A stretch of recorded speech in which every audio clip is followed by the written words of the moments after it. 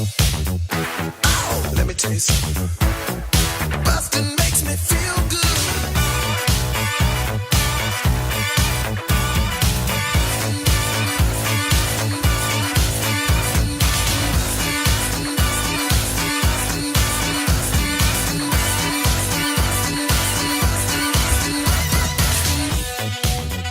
Hi, everybody. Welcome to Blockbusting, the podcast where we love to hate the movies.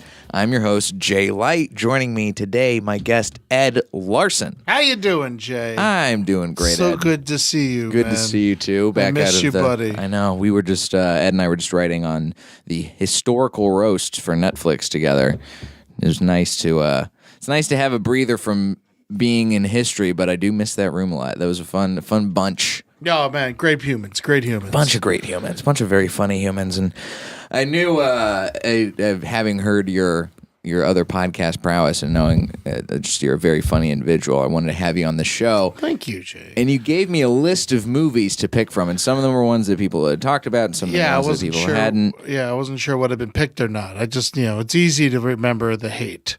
I like most movies. That's a good I really baseline do. to come from. I really do like most films. To me, I'm a big movie fan. I go at least once a week to the movie theater. I'm like lamely member. I'm a fucking AMC member. I can curse, right? Yeah, you can curse. It takes a lot for me to dislike a film, and the movie that I suggested to you, or one of them, the first on my list, 1517, The Paris. Yep. Just straight garbage. Stuck out to me. I truly hated it. I went and saw it by myself because I just bought Movie Pass. Oh, and I was okay. so excited to use my Movie Pass, and it was the only thing I kind of wanted to see at the theater at the time. And so I just went and saw it by myself. And I remember I came home and just started screaming at my girlfriend. I hated it so much.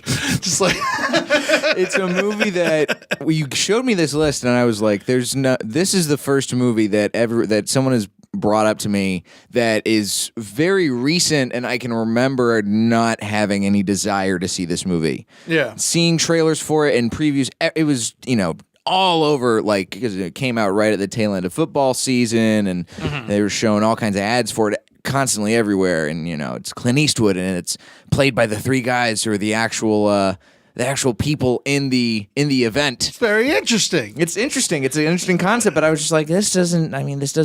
The scene where the event my takes whistle. place. Oh, Yeah. by the way, you don't care about spoilers on this show, right? 'Cause No, it's about spoil shitty away. movies. Yeah. It's about the three guy, that Paris attack, where an ISIS dude or ISIS inspired. Yeah. Sort of operative, but one of those guys who's like claiming to be ISIS, but is like. They also just claim everybody. Right, exactly. If something happens, they're like, oh yeah, that was us. See, we're bad. So We're everywhere. We're ISIS. But so this guy came on a train, gone its way to Paris, and he had a gun and a box cutter, 2 guns and a box cutter, 300 rounds of ammunition, and it was like a shitty AK-47. It was like all worn down and probably not cleaned properly because he's a crazy person. He doesn't take care of his gun. Right, exactly. And he tried to shoot up the train, and he didn't count on 2 American military men on the train, and they thwarted the whole situation. Yes. So this movie, True heroes. They received honors. What is it? The Legion of Honor from the French government. Yeah. I believe they got some other stuff. Yeah. Spencer Stone, Alex Skarlatos, and Anthony Sadler. Yes. Now this movie. So this happened. Very recently in 2015. And then the movie came out at the very beginning of 2018. This is like January, February. Produced and directed by Clint Eastwood. Yeah. Based on the autobiography by the heroes themselves, with other co-writer Jeffrey E. Stern. And it's lots of Eastwood. Eastwood. Yeah. It's Eastone. Yeah. Anthony E. Sadler. There's an E in Alex's name. This is a movie, and it stars the guys, but it also has a surprising amount of comedy people in it too, which Like kind of who? wigged me out. I mean, it's got Judy Greer and Jenna that's Fisher right. Yeah. playing the moms. That's right, Judy Greer. Judy She's Greer so and great. Jenna Fisher are both like are doing their best. I don't in this know Jenna movie. Fisher. She's from The Office. She's Pam. You know what? I didn't watch The Office. You didn't watch The Office? I don't care. You don't watch The Office? I watched the British one. Oh, okay. Well, okay, right. Yeah, I didn't watch 30 Rock or The Office or Parks and Rec. I just skipped that part of life. Is it just not your flavor? It's friendly. It's a little too friendly for me. That's fair. This is a combative movie. It's also got Tony Hale, who's Yes. Buster on Arrested Development, and That's he's right. on Veep. And then Thomas Lennon That's right. is the principal of the school. He was kind of good. He was. He was fun. I remember that. He was doing everything he could with that role. He was great. I forgot about that, dude. It's so interesting to see all these people. I wouldn't expect the cast to be filled out with as many people who you would recognize as comedy people. Clint Eastwood calls. You go to the movie. As much as I've hated his last, I wrote a list of his last 7 movies that he directed, and they're all pretty much shit. He shouldn't be allowed to make any more movies. Oh, and Julia White's in this movie too. Sorry to get you that's off, I don't right. want to get you off track, but he shows up. A true professional. I love that Julia White guy. But anyway, yeah. So the movies that he just directed before this, Sully, American Sniper, Jersey Boys, J. Edgar, Invictus, Changeling. don't forget Hereafter. I didn't see Hereafter, so I didn't put it on my list. And then I liked the other one that was before. Gran Torino was okay. Gran Torino was fine. And then Okay. Flags of Our Fathers and Letters of Iwo Jima were underwhelming. But he is just Dolesville lately. Yeah, I mean, $1 Million Baby was his last massive success. Oh, I mean, Yeah. well, I guess American Sniper was a success massive too. success. But $1 Million Baby got nominated for a bunch of Oscars, and it was good at the box American office, Sniper and it got won. nominated for Oscars. But everybody, it's just hot garbage, though. It is hot garbage. In American Sniper, there's a scene. They have a fake baby. That's an obvious fake baby. Do you know what happened in that scene? No, what happened Eastwood, in that scene? This is also why I love Eastwood. The baby was sick. The baby they hired was sick, and he's like, "I'm shooting the scene. Go buy a baby." He's like, "Get a baby. How hard is it to get a baby?" Like, "We can't just get a baby, sir." And he's like, "Well, go to the store and buy a doll." Mm-hmm. And he just made them go buy it because he was shooting that scene that day, and he didn't give a fuck. You don't fuck around with Clint Eastwood. And he's an interesting director. I don't know what you've heard about his style of directing. I'm looking at his list of movies, and I don't think I've seen any of his movies before. So fill me in. You yeah. never seen any Clint Eastwood directed films? I've never other than seen $1 Million Baby. No, I've seen Space Cowboys, and that's it. Space Cow. You haven't seen Mystic River? Never seen Mystic River. Mystic River's a great movie. I hear it's good. That movie's fucking awesome. I love that movie. But Sully sucks. Sully just garbage film. And so this is going to end up being more of a Clint Eastwood thing. But Sully was Tom Hanks as Sully Sullenberger. Yep. Who saw the plane go down. Landed it in the river. Landed in the river. Everyone's fine. We all know that. By the way, I saw that happen in real time. Ooh, for real. For real, Wow. I saw it happen in New York. I was working on top floor of the IAC building, and then all of a sudden, it was just me. I was because I stocked all the candy and soft drinks for everyone in the building, and it was on the top floor building right on the river by the Chelsea Piers, and there was one person up there working, and she just started screaming bloody murder, and I was like, "What happened?" And then the plane fucking hit the water, and it's February. We're just I'm looking at 200 dead people, but everything was fine. God. Everything ended up being That's fine. good. But the thing is with Sully is the whole movie is leading. It's about him going on trial and for the plane crash. Right, he had to testify. Yeah, to testify, and it's all about the investigation and how dare they? He's a hero,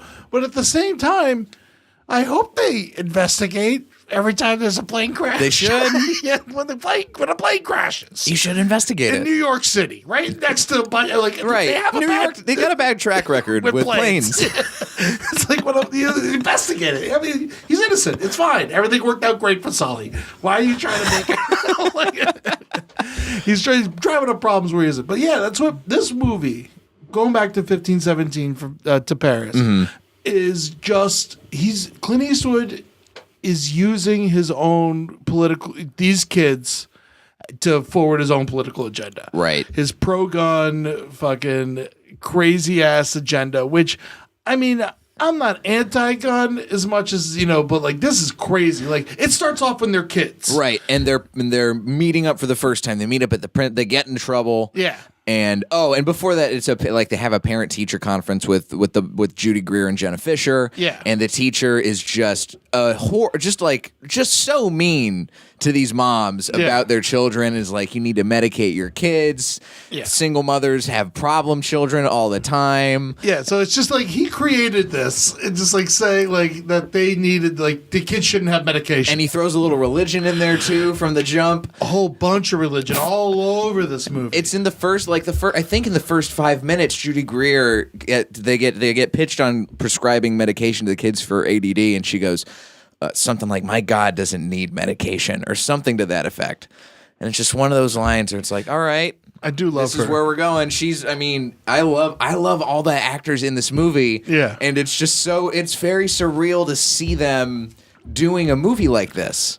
I'm happy that these guys got a paycheck. Me too. They deserve money. Yeah. They deserve whatever comes to them. They put their lives on the line and stopped a terrorist attack. They did a great thing. Badass. Super badass. Movie's horrible. The movie's unforgivably horrible. They show up, they're hanging out, they're these bad kids who are like at a Christian school, and they're getting bullied, and then they're getting sent to the principal's office for retaliating to the bullies. Yeah. And so, of course, first right off the bat, school is bad. Yeah. Teachers are bad. You can't trust them. Oh, let's go hang out at my house where we have airsoft guns. The kid had a closet full of guns. An arsenal. The kid, a 10-year-old kid, had a closet full of guns, and he pulls them out, lays them all like out on his bed, and they're all like, cool. And he's like, yeah, let's go out and practice saving the world. Like, it's like they're great. They're just running through the forest shooting airsoft guns. They're in history class, and Jaleel White, they go up to him after class, and they're like, did you get us those World War II battle plans that we asked for? And he's like, oh yeah. And then they're reenacting wars by themselves in the woods. Man. In full camo gear. They've got the masks. Gun nerds. Huge gun nerds. Yeah. I never knew anybody who was like quite a gun nerd like this. But Eastwood paints the picture of you get your kids guns, and you give them guns, and then they're going to grow up to be heroes that stop terrorist attacks. Right. Also, the whole movie, like, I feel like the message of the movie is if there's a terrorist attack, fight the guy with the gun or you're a coward. You know, like, and there's obviously more than one. Not everyone should fight the guy with the gun. Not everyone should even, not just fight the guy with the gun, but also charge head first at the guy with the gun when he's aiming it at you. He's so lucky that the gun jammed. Yeah, I mean, it was a shitty, I mean, that was a really garbage gun. I watched some of the real footage today. Yeah? Yeah, and it was just like, it was pretty freaking accurate what happened. You know, like the way they filmed it. Like the 2 minutes that the movie's about is awesome. Right. You know, like it is like a very intense 2 minutes. It's shot pretty well. All the people on the train were the actual people on the train, not just the three. I liked that. That's kind of cool. It's cool. It's unique. You don't see people making movies like that. And it's a classic throwback. Do you remember? I looked this guy up because I remember there was that World War II movie when I was a kid. Audie Murphy was his name. He was a Medal of Honor winner in World War II. I've heard of this guy. Yeah. And he was a big old hero. And James Cagney read about him in the paper, and he was just like, you deserve to be a movie star. I'm going to make you a movie star. James Cagney got this guy acting classes, speech lessons, and he turned him into a movie star. And then John Huston put him in a Civil War movie. And what was the Civil War movie is pretty good. It's called Red Badge of Courage. Based on the book. Yeah, you should check that out. He's the star in that. And he was in several other movies, but he played himself in To Hell and Back. Okay. Which was about him he was a sniper, and it was about him holding off the German army. Oh, wow. Which was where Tarantino got his idea for the German film in Inglourious Bastards. Okay. So it's actually it's like spoofed off an American propaganda film. We're trying to get people to join the army. And that's also what this movie is. And we can't forget that how involved Clint Eastwood is in the government and the Republican Party. He is a propaganda machine. American Sniper and his World War II movies, Flags of Our Fathers, are, Letters from Iwo Jima are propaganda films. Letters from Iwo Jima is actually really fucking good. I've heard. It's actually that got- that's from the Japanese point of view. and then Flags of Our Fathers is the American point of view. It's just about the guys putting up the flag.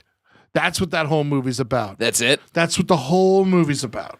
Why is Clint Eastwood making these tiny, tiny movies It's just like about like one group of people? it doesn't make it like one of the major characters is the photographer, and like and stuff like that. And Phillippe's in the movie too. Oh, okay. Ryan Phillippe, he's in that. Phillippe. And he was saying how Clint Eastwood pretty much he became a better actor being in a Clint Eastwood movie because with Clint Eastwood, unlike most directors, it's one take. And you better get it because he's moving on. Right. And that's just how he shoots. And I think that's why he keeps getting Warner Brothers to buy his movies because people go see him. And I bet he stays on schedule like a motherfucker. Mm-hmm. And it's got to be cheap because the shooting schedules are so short. And it's Clint Eastwood, so you know that you're going to get people to go on board with your movie. I go. I just saw last night a trailer for The Mule. I'm going. I want to go see that movie. Oh, I want to go see that movie. It looks he good. He directed it. It's going to be, you know what it's going to happen? It's going to look good, and we're going to go, and it's going to be like, we should not let Mexicans in the country. That's what the movie's going to be Exactly, about. That's what the movie, and I'm going to get pissed off, and I'm going to leave, and we'll do another podcast next year. Like, that's what's not going to happen. But until then, we got tided over at the very beginning of the year with a little hit. A little bump from Clint Eastwood, wow, I can't say a bump. A little bump of propaganda from Clint Eastwood. Yeah. And 1517 to Paris. I mean, that's what he does, though. The whole movie is so steeped in, hey, let's figure out how to get these guys to join the military. Let's show the military recruitment process. And also, let's show how shitty one of the guys is at being in the military. Mm-hmm. They have...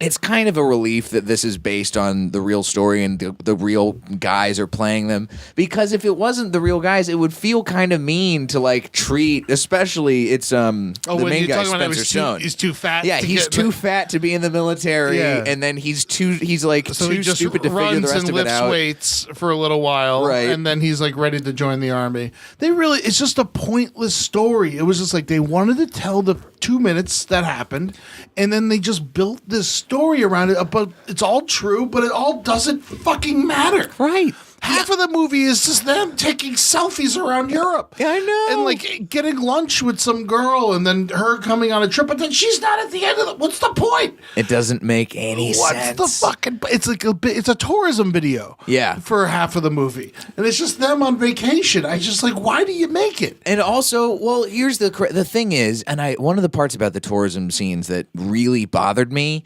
is all of the dialogue. You don't need to have all this unnecessary like themselves. Filling. You don't need that. They didn't though. have a script. I don't know. And they just told them they wanted to go from this place to this place, and then they let these non-actors improvise the fucking lines. Right. Because they can't learn lines because they're not fucking actors. Yep. And it's just like, get actors. This had a chance of being a good movie with actors. Or at least get them acting lessons or something. Get them a coach.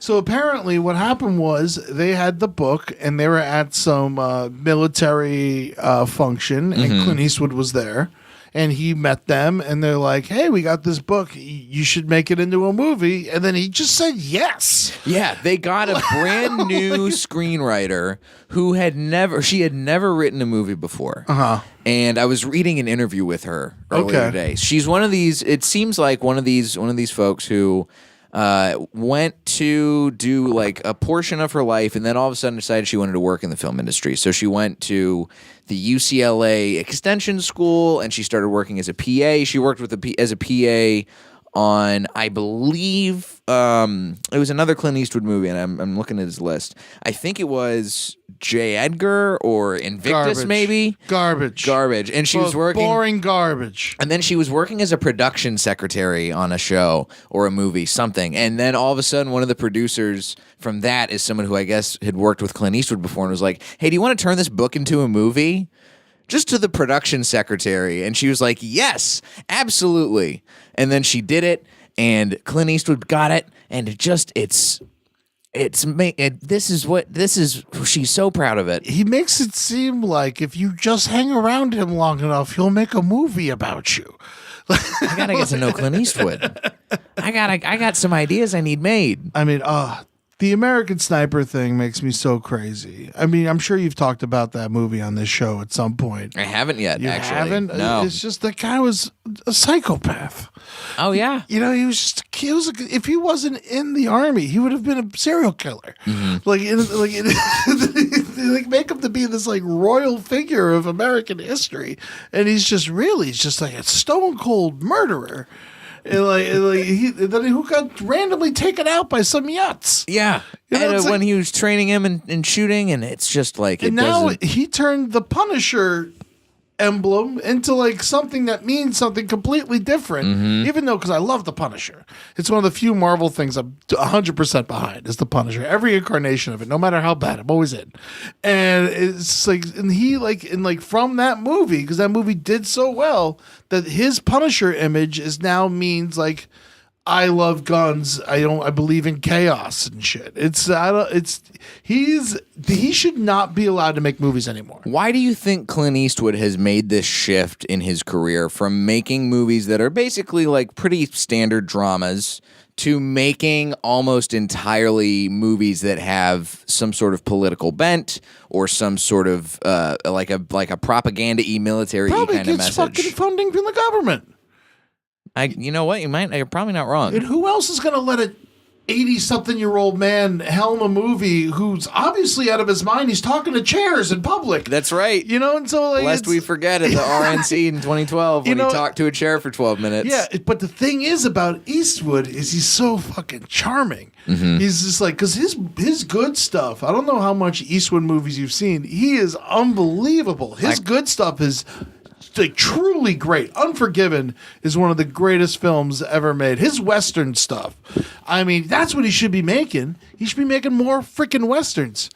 I would love to see more Westerns from him, but Few again, I haven't dollars seen more, anything. Fistful of Dollars, Good and the Bad and the Ugly, High Plains Drifter, Outlaw Josie Wales. These are all like quality. Hang 'em High. These are all quality films. They're all really good stuff, especially Outlaw Josie Wales. I'm scrolling through his filmography and I can't find. I've seen Casper. Casper. He's in Casper. He's got an Does he uncredited play a cameo ghost? role. Yeah, I guess probably. A little foreshadowing for you there. Oh, man. Yeah, I mean, I've seen Space Cowboys. Space and Cowboys is not good. I'm surprised. Of course, that's the one you've seen. I have seen Invictus also, Boring. but I haven't seen I love Nelson Mandela. anything else. And that is a truly boring film. His first directing movie, I believe, double check me on this, was The Beguiled. And then Sofia Coppola redid that movie this year. Oh, he did last year. his first movie, Call Me Misty. Play Misty For Me, Yes. which is very good. It's about he plays a jazz radio DJ. He also loves jazz. You should check out Bird. Is a great film. It's about Charlie. It's a Charlie Parker biopic. Is a great by Clint Eastwood. by Clint Eastwood. It's called Bird. It's really good, but it's just like, but he has turned into this just. Let me ask you something. Do you think Clint Eastwood thinks he has any artistic integrity still? I don't think he ever thought of himself as an artist. Why not? I feel like he makes movies like he's a businessman, you know, almost, where it's just like he just goes in and does the work. An artist would give somebody more than one take. You know, he's like, all right. And he doesn't say, you ever hear about his directing style? How he doesn't say action? No, he doesn't say action. No, he's like, all right, let me have it. You know, like, it's like, that's it? Yeah, it's like, all right, let's see it. That's how he says action. It's very confusing. And then he won't let you do another take. That's it. Yeah. I mean, this movie could have used a few more takes. Oh my this God. movie could have used. I don't know if it would have helped, to be honest with you. It might have. If Clint Eastwood had taken the time to be like, "Hey guys, we've got some really beautiful shots here. We've got some cool scenes Great here. cinematography. Great cinematography. We've got some cool scenes here. This rave. We've got some fun scenes here of like a scene on a bus. Yeah. But if you could just shut the fuck up for a minute and just let the scenery speak for itself, and you don't have to talk about what's going to happen when we throw a coin into the Trevi Fountain. Yeah, you know exactly. You don't have to talk about how you're going to daycare for adults. Yeah, in the one of the interviews I saw where Kimmel asked Clint Eastwood, he was there with the three guys, and he's like, "So are you ever going to work with these guys again?" He's like, "Never." straight up said that. Yeah, it's just like, oh no, never. And the guys are like, probably, yeah, okay, that makes sense. The only awards we deserve for this performance are the Legion of Honors that we got from France. Do you remember the stupid Skype call? Which one? There were multiple stupid Skype calls. The one where they're planning the trip, and it's just like, it's a 6 minutes of them like saying, "Nah, I don't know." Yeah, where he's like, you got a girl you want to see in Germany. Okay. Yeah, okay. This movie, it was just really bad. It's so stretched out. It's really boring people being more boring than they are in real life. I would rather have seen the story from the opposites. I want to see the letters from Iwo Jima of this movie. I want to see a guy in Paris. Yes, I want to see a guy getting radicalized and buying guns and not maintaining them, and then all of a sudden you still get the real three guys. Yeah. And they can still save the day and be the heroes. Mm-hmm. But that's just like you don't have to. That guy they did cast him well. That guy was scary. He was the one actor in that scene. He was terrifying. He's going in with his shirt off, with a backpack on his front, like a baby Bjorn of weaponry. Why did he take the shirt off again? I'm probably for religious reasons, or maybe for some, because he was like washing himself in the bathroom beforehand. That's right. So yeah, maybe he was washing himself. Something on his shirt. Maybe it's for fear purposes. It's easy to pull you down by the shirt. Maybe. Yeah. I don't know. There's a lot of reasons. I've never been one to take my shirt off and try and shoot up a train. I can't get in this guy's head. But if he had made a letters from Iwo Jima of the 1517 to Paris, maybe we would know. Yeah. Man, and we were just talking about how this movie is hard to see now. Yeah. I wanted to do this movie, and I saw it in the theater by myself, and I'm like, so I went to go rewatch it today, and I was going to rent it on Amazon. Not an option. They wanted me to either subscribe to Cinemax or buy the movie for $10, and I was like, I couldn't bring myself to buy it. I mean, you're not. I was like, I can't give this movie any more money. I already went and saw it in the theater. It's a good movie. You did that. I can't suggest that people still want to see this. I had to go. I was watching it. I full disclosure, still use at least one password to a friend of mine's account for any sort of cable subscription. Oh, that's very because nice. Because that's the way it is these days. Yeah. You can do it. The cable company's fucked up by letting people just share their passwords. Mm-hmm. You guys fucked up. But anyway, so I was watching it on Cinemax online, and it kept buffering and stopping, and an hour and a half long movie took me about 2.5 hours to watch because my computer even knew, hey, dude, you're making a mistake. Why are you watching this? You don't need to put yourself through this.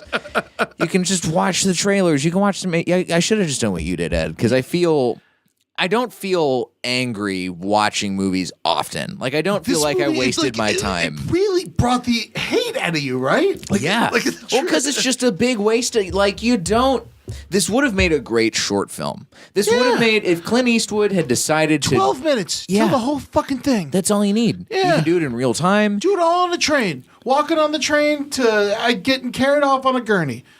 Done. That's wonderful.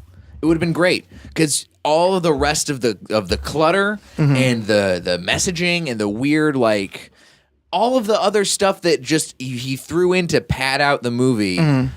By the way, the 2-minute fight scene that the movie's all based on is on YouTube. Go watch it. You saw the whole movie. I want to go watch. I gotta go watch that. The thing is, I don't know why people thought this movie was going to do not even that well at the box office. Like, it came out the same weekend as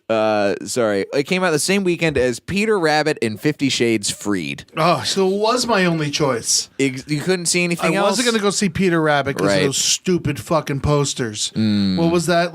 Got 8 or something like that? Something like that. It was something that made no sense. The poster literally just made no sense. I was so furious about the poster. It was like Got 8 or something, like ATE, and it was like that. We were supposed to understand what that meant. I don't like. And then I'm not going to see the 50 Shades movies. Let's face it. I can't do it. I can't bring myself to do it. I watched most of one for a show for this podcast, and you're making the right calls. I'll tell you that much. No, I won't. I refuse. It's like Cruel Intentions. I gave all my energy to those types of movies, to Cruel Intentions, and that failed me. This is what actual critics thought about this movie as well. It got a 24% on Rotten Tomatoes. High.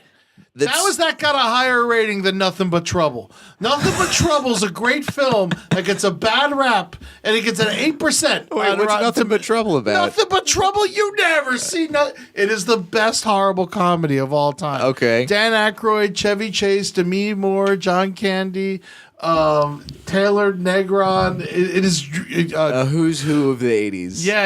And it's Tupac's in it for 2 seconds. What? He was when he was with Digital Underground. Okay. Yeah, but basically it's like Candy plays 3 roles, Aykroyd plays 2 roles. And basically, it's just like this freaky movie where they just go they get pulled over in the middle of nowhere, and then they get brought to a trial, and then the trial is like you're a prisoner in death, and it's like a fake town, like it's the death is you ride a roller coaster, and at the end of the roller coaster, it chomps you up and spits your bones out. Oh God, it's a lot of fun. I'm gonna check that out. It's that a fun sounds movie, fun. but it's got a truly horrible rating on it, and it's not a good movie, but like it's a lot of fun. And like for this movie to have 24%, I don't buy it. I don't buy it because it's awful. It's pig shit. I would rather watch pig shit for 2 hours than watch this. And why is it 2 hours? It's an hour. I mean, it's an hour and a half. It's an hour and a half. It's only, and it feels like it's 2 hours because it's mostly people just making plans. Filling time. It is just It's the whole movie's filling time. It feels like a college study abroad department's video to get kids to go and backpack around Europe. Yeah, or join the army. Yeah, it's like so bizarre. Or buy guns. Why not all 3? I think that's what it is. He just wants you to go to Europe, buy guns, and join the army. I am happy that these kids got to go back to Europe and have a nice time going around with Clint Eastwood. They probably got to go underneath the Colosseum in Rome and have a real nice time with Clint Eastwood and see like the back alley shit. It's Europe. Something that they deserve that. Something that just occurred to me too about this movie is that for a movie that is about the military and joining the military to the point where one of the guys decides to join the military after giving a Marine a smoothie at Jamba Juice. That's right. That's how he decides. The Marine's like, I wish I could have been a parajumper. I would have been go help people. And he's like, boring. I'm going to do that. This movie is. If it wasn't for Jamba Juice, this guy would have never seen this movie is funded by Jamba Juice. Jamba Juice, the Jamba Juice industrial complex in this country is too strong. But that's the thing. I'm a Smoothie King guy myself. The military has they're also kind of inept in this movie, and portrayed that way too. Like the 2 dudes, Alec and Steven, are both not very good at their jobs. Mm-hmm. To the point where Steven cannot be what he wants to be on many fronts. Right, he can't see. He can't see. He can't see. The guy can't. I didn't know was a thing. Yeah. He was trying to join the Air Force, and you can't see. And then you can't fly a plane. I'm sorry, you can't see. And then he gets sent to SEER school, which is very difficult. You have to like get waterboarded there, and you have to go face all these crazy conditions, and he can't sew. He can't make the things that he needs to make, and he's late. He falls asleep on the floor and wakes up on the floor. Why are you sleeping on the floor? You're right next to a bed. What were you doing on the floor? You weren't drunk. You can't drink on a military base. What were you did you do? Are you exhausted from trying to stitch together a parachute? What did you do? They are truly boring people. I'm glad they saved everyone's life. And but have the something truth is, they can this be. guy had a better gun. He would have just murdered him. Oh yeah, because he had 300 rounds. He tried to shoot him twice, and the gun jammed both times. Right, and then they obviously make that about God as well. Right, of course. But he says a prayer, the Saint Francis of Assisi prayer at the very end, while he's bleeding from the back of his head, and after fingering a dude's neck wound. Which is great. It's so heroic. And you set it up. You got the foreshadowing of like, well, what happens if somebody gets hurt in the neck or something like that? Yeah. And the teacher's like, well, I don't know. I guess you got to improvise. I don't know shit. And he just jammed his fingers in there. That's how much Clint Eastwood hates teachers. He loves the military, but his hatred of teachers outweighs that to the point where even the military teachers are assholes. Clint Eastwood wants us to be uneducated, shoot guns in the forest. What was that town he was mayor of? Carmel by the Sea. Carmel by the Sea. That must have been difficult. I can't imagine being under the iron thumb of what's the rusted iron thumb at this point? Also, of Clint Eastwood. It's just like he has birthed such garbage with his family and their fucking show. You know, they have their whole. I didn't even. What is this? I didn't know they had a show. They had a reality show, Clint Eastwood's family. It's like his wife and his like 3 daughters. And then one of them got famous off of it, and then like she did that Heroes show. Francesca Eastwood was in it. Oh, Mrs. Eastwood and Company. Mrs. Eastwood and Company. Oh, I see this now. Yeah, no, it was an awful show that was around. It was basically it followed, and he would randomly be like, you would see him like in the kitchen. He'd be like, yeah, that stupid camera in my face. You know, like that would like be his whole. But it was all about his family. And then his other daughter from his first marriage, she posed in Playboy. Allison Eastwood? Yeah. Oh, she's a looker. I'm going to go take a look at that. Can I tell you one fun fact that I found in doing research for this episode? Sure. Do you know how many children Clint Eastwood has? I'm going to guess 8. The correct answer is undetermined number. Wikipedia does not know how many children Clint Eastwood has had. Nobody knows how many kids Clint Eastwood's had. He's just popping them out. He has no idea. He has no clue. I mean, he was probably just swinging it around in the 60s and the 70s. This is undetermined number, including 1, 2, 3, 4, 5, 6, 7 that he knows about. 7 that he knows about. Countless others. My Lord. And now the one's a successful actress. Yeah. And then he's got his kid. His son is an actor too, Scott right? Eastwood. Scott Eastwood. He's done a couple westerns. Yeah, but he stinks. He's done some movies. He's done some military stuff. Clint Eastwood had that like Harrison Ford appeal.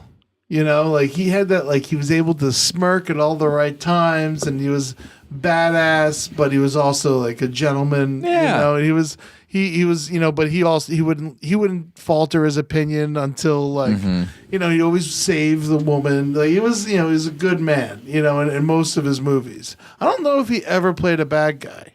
I can't think of a time he's ever played a bad guy. Yeah, no, I don't think he has, man. Even in all those like No Man with No Name movies, which you gotta see, Jay. I will. It is one like of a these rite days. of passage. I used to in college. I haven't done it.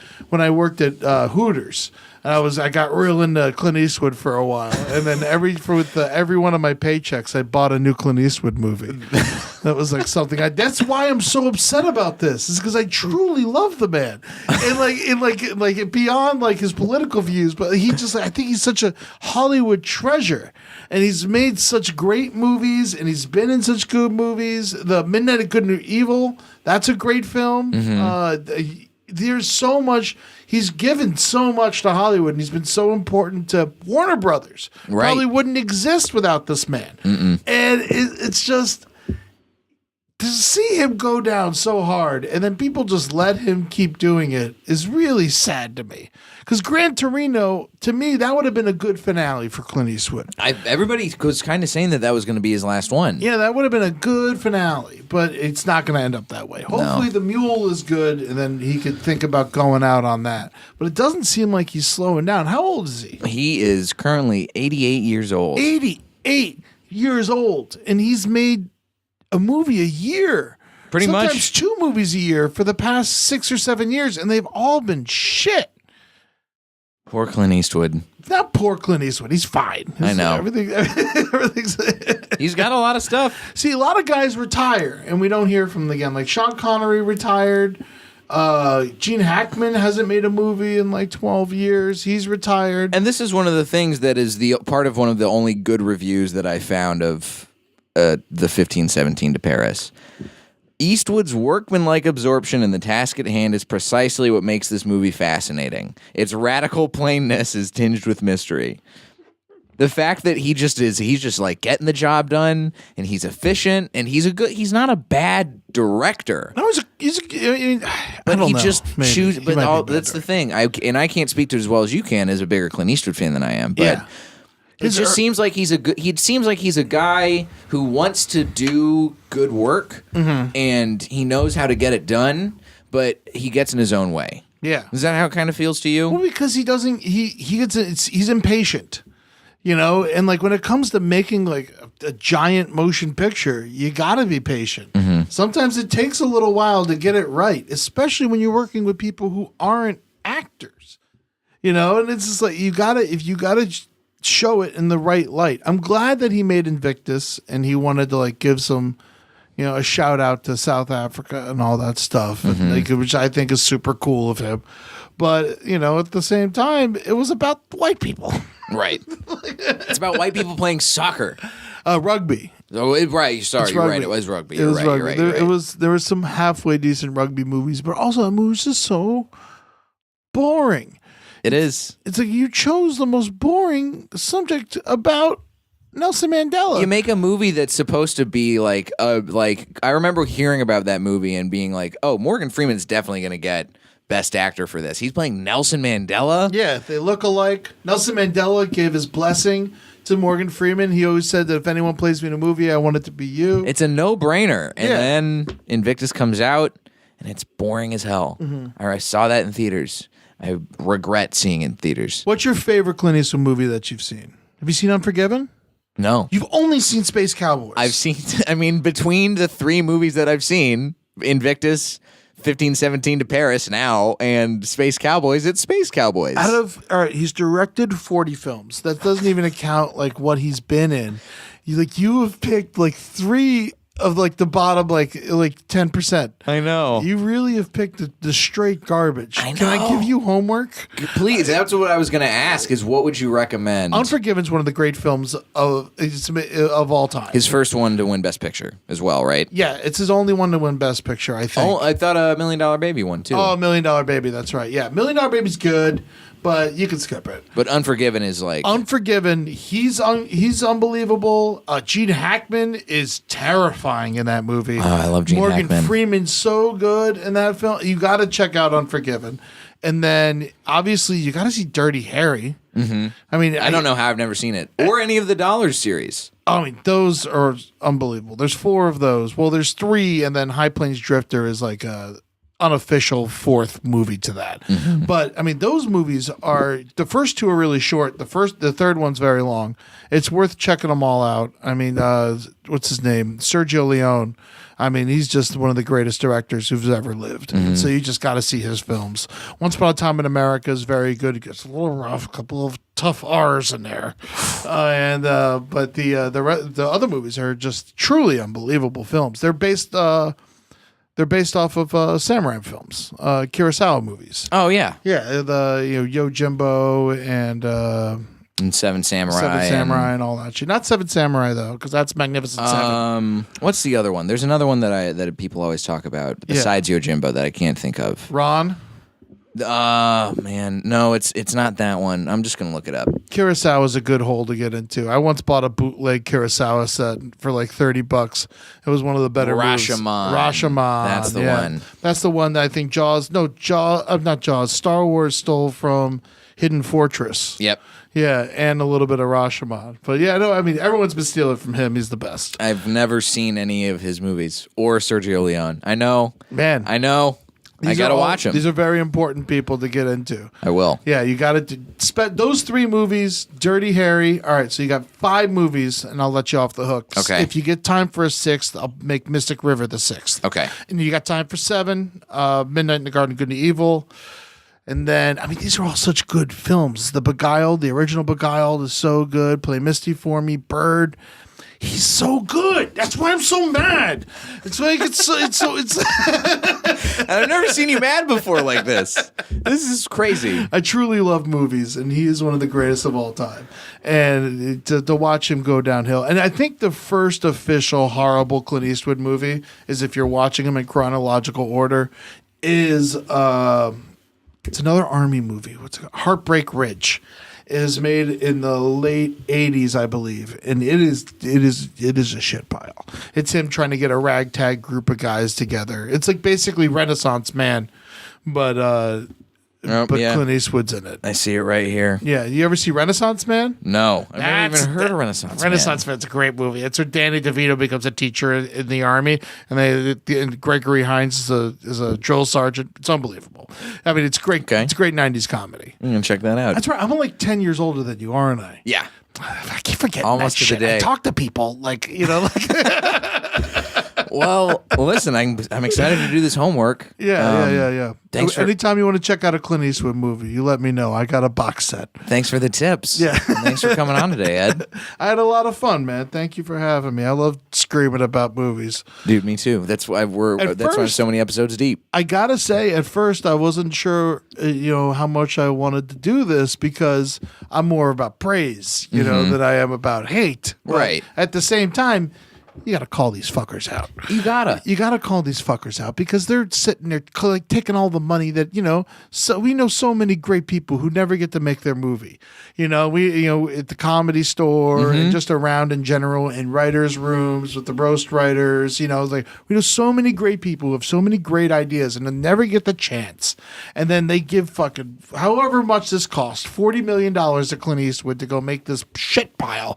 And it's just like if you would have just given. Anyone in that writer's room we just came out of, if you would have given any one of them $2 million to make a movie, it would have been far superior to this, no matter what it was. Yeah, no question. And that's why I get so mad. Is because of being in the business and like seeing how hard it is, and just for them to just like hand them this money, and then it's just he pulls out a pile of shit, and then everyone goes and sees it, and everyone's like, it's a pile of shit, but can't wait for the next pile of shit. And you know what the worst part is? I'm going to go see the mule. I'm going to check it. I'm going to watch it. And it's like, I know it's going to be, it looks great. It does. It looks great. I really want it to be good. Please be good. But it's just going to be so anti-Mexican, I could tell. You're probably right. I could tell. I got my Mexico hat. Ay, Dios mío. Oh, my God. Ed, where can the listeners find you on the internet, etc.? You can check me out on Twitter, EddieTunes _ EDDIETUNES. Same thing with Instagram, no underscore. But check out my podcast, The Brighter Side. I do it with Amber Nelson. It's a Cynic's Look at Optimism on the Last Podcast Network. Oh, nice. Yeah, and basically what it is we take the shitty things in the world and we try to find the brighter side in them, and we try to like lift, and we really try, no matter how awful the situation is. That's and like you dive in deep. One of our most recent episode was on Disney. Ooh, because I love Disney, and Disney's and it hurts my soul because of how evil they are. They got a lot of darkness. They got a lot of darkness in their company, but at the same time, they bring a lot of happiness to people, and happiness to me personally, and like great memories of my family. So you got to think about what level that you take the evil, and I think Clint Eastwood is very similar. Sounds like it. Also, if I could plug one more thing. Yeah, please plug away. Thick Skin with Jeff Ross. Check it out. And I was a producer on Bumping Mics coming out on Netflix this on November 27th. Yep, and that'll be out by the time this is out, so go give that a watch. It's a lot of fun. 3 30-minute episodes. Jeff Ross and David Tell on stage together.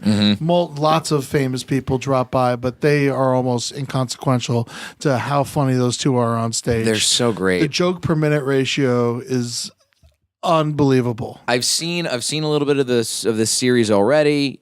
It's great. You guys should definitely check it out. And I told Jeff this before, but one of the first times that I saw live stand-up comedy was at the Comedy Cellar. I had just started, like I was a baby doing stand-up, and I had just gotten interested in like trying it out.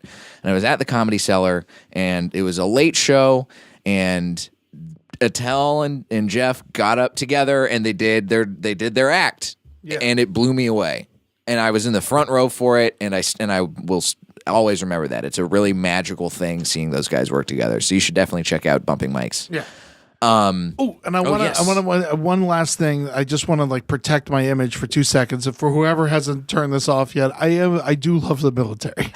I love the military too. I am like a fan of the military. I'm not even against military propaganda, to be honest with you, because we do need people to sign up, and because we can't have a draft again. Right. And I don't necessarily believe in the wars that we're in or the battles that we're in, but the soldiers, they fucking deserve every little bit that they can get, and always be good to them. They do not have a choice to where they go, and they are forced to do what they do. Right. And so, especially if they can't see. and it's a lot. Yes, yeah. And it's a lot of people down on their luck, looking for a way out of life. You know, and they go in there a new, not a way out of life, a new outlook on life, a way to straighten themselves out, join the military, and it's a great place for second chances. Yeah. And so, if you're thinking about it, talk to someone, but don't jump into it. That's it. You can find me on the internet at Diet J. Follow me on Instagram and Twitter from that handle.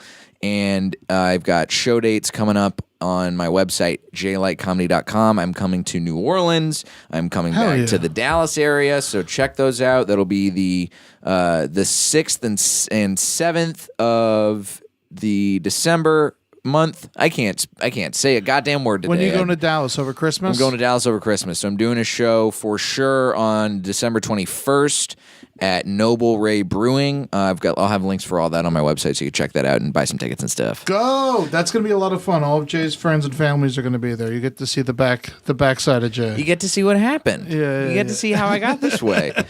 And if you like the podcast, leave a review, leave a rating. It helps me. It helps you. And to go check out Ed's work. And for sure. Of course, this is going to be a while before it comes out, but we were both working on Historical Roast on Netflix, like I mentioned up top, and it's going to be a fantastic show. It'll come out spring of 2019. So keep your eyes peeled for that on your Netflix accounts, whether they're yours or a password that you're stealing from somebody else. Hell yeah. This has been Blockbusting. Go see something good for a change.